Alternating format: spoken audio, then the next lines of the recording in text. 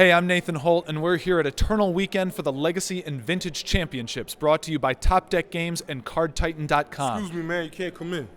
Oh, I'm sorry. Security is incredibly important at this event. There's a lot of valuable cards, and so, yeah, I'll go get my wristband. No problem. Man.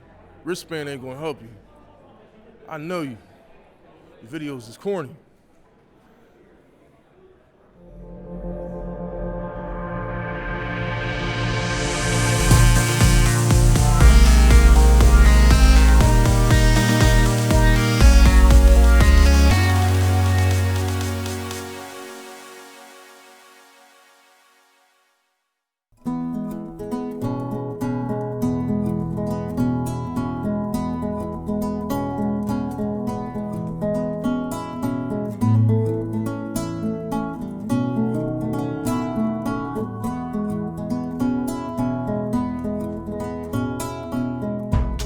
So, Randy, what is the appeal of Eternal formats? Why are they so cool? It's just the raw power available is just unprecedented in any other Magic format. Right? Some of these cards, they were mistakes. Like when Richard first put Alpha together, he thought rarity was going to prevent people from having access to all of the most powerful cards. And so you just get to feel this crazy feeling of power coursing through your veins. I mean, killing somebody on literally the first turn. That doesn't happen in normal Magic. So it's just this interesting, it's almost like a variant format where you get to do crazy, ridiculous things. Is it really fun to play a game of Magic that's over on the first or second turn? I think it's kind of like, the little kid looking through the window of the candy store. Like, if you let the little kid into the candy store and just tell him he can eat whatever he wants, right, it's awesome for a while. Like, eventually, maybe you get a stomach ache and you're done. Like, I wouldn't want a steady diet of just vintage Magic, but yeah, it's fun. Absolutely. It's awesome. Are there any notable vintage players that we should be on the watch for this weekend? Stephen Menendian is probably the most famous guy. Yeah, this is the format he specializes in. So, Stephen, you have been the cheerleader of the vintage format for years. I mean, what is it about vintage that you love so much? Oh, it's such a tough question to put your finger on it, but it's the card pool. It's the complexity, it's the lines of play, the decisions, like the never-ending branches and lines of play and all the cool options that you have, and the endless deck building options. And it's just such a thrill. It's a high impact, high risk, high reward format, and so every decision is so intense. It has an intensity that other formats lack. I understand that you actually wrote and published an entire book about one card, the card Gush, and That's how right. it is used in the vintage metagame? Yes. Yeah. What possessed you to author a book about a single card in Well, vintage? I love Gush.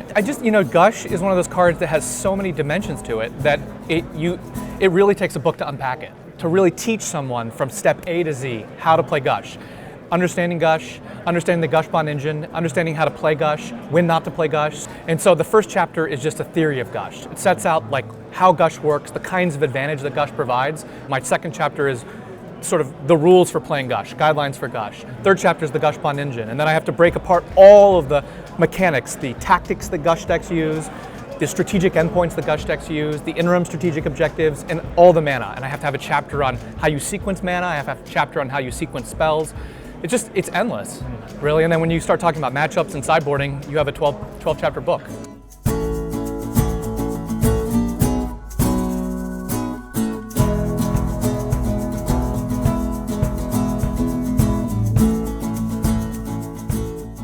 So, Tom, can you give us an example of something crazy that you can only do in vintage that you've been doing this whole weekend? Well, I've been doing something really crazy, which is putting an 11/11 trample infect creature into play as early as turn 1 or 2. It's pretty insane. There's a card called Blightsteel Colossus. Has anybody bested your Blightsteel Colossus today? Not while in play, but unfortunately I am very good at flipping Blightsteel Colossus to Dark Confidant. Wait, okay, so you're playing a card in your deck, Dark Confidant, that you draw a card at the beginning of your turn but lose life equal to the mana cost. You're playing this in the same deck as Blightsteel Colossus? Yeah, it's a little risky, and it's very unfortunate when you actually do flip the Blightsteel. You pretty much lose every time, which happened to me today 4 times. So it's unlikely that you flip it. It's very unfortunate when you do, but that's the power. You have to trade something for the power, and that's what I traded.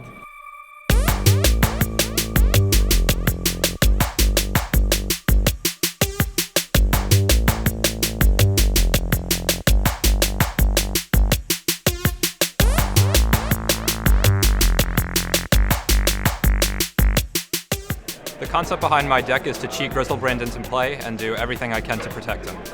Control the board with Deathrite Shaman, and win with Blightsteel Colossus or Key Vault. I swarm my opponent with elemental tokens.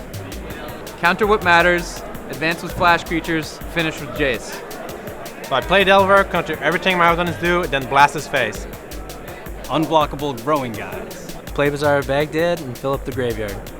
I cast every single one of the most powerful spells in Magic.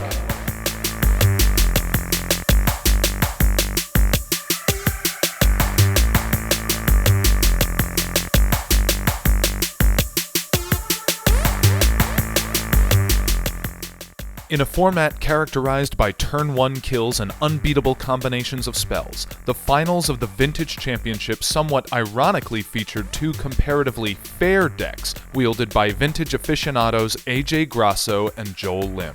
In Game 1, Lim attempted to grow his rare, exotic, and highly dangerous Black Lotus on the battlefield. Fearful of its fabled mana, Grasso attempted to cut down the flower before it could blossom, and while Lim's Merfolk wizard bravely sacrificed his life to protect the Lotus, Grasso responded by exerting his force of will to ensure its death. But although Lim's garden was gutted, Grasso had spent many of his resources to do so. Lim was then free to unleash his Merfolk army on Grasso, annihilating him in an ocean massacre.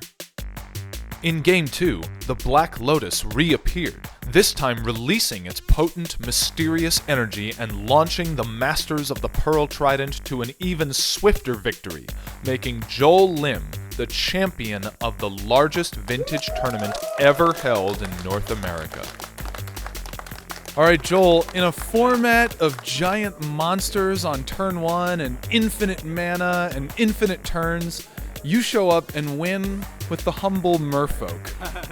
They're not so humble when they're 6/6s, uncounterable and unblockable, but yes, absolutely. All right, so not your average Merfolk. It's not Not the average Merfolk. It's not like Little Mermaid. No, not at all. Now, you got a lot of friends here today. I mean, it seems like you're an important part of the community here. Is there anybody else who you'd like to share the credit with? Everyone in the vintage community in the PA, New Jersey, New York area, they've all been really great. You could look at the whole standings, and that's pretty much everyone that I can thank, because everyone's been really great. Congratulations to Joel Lim, the champion of the vintage format for 2013.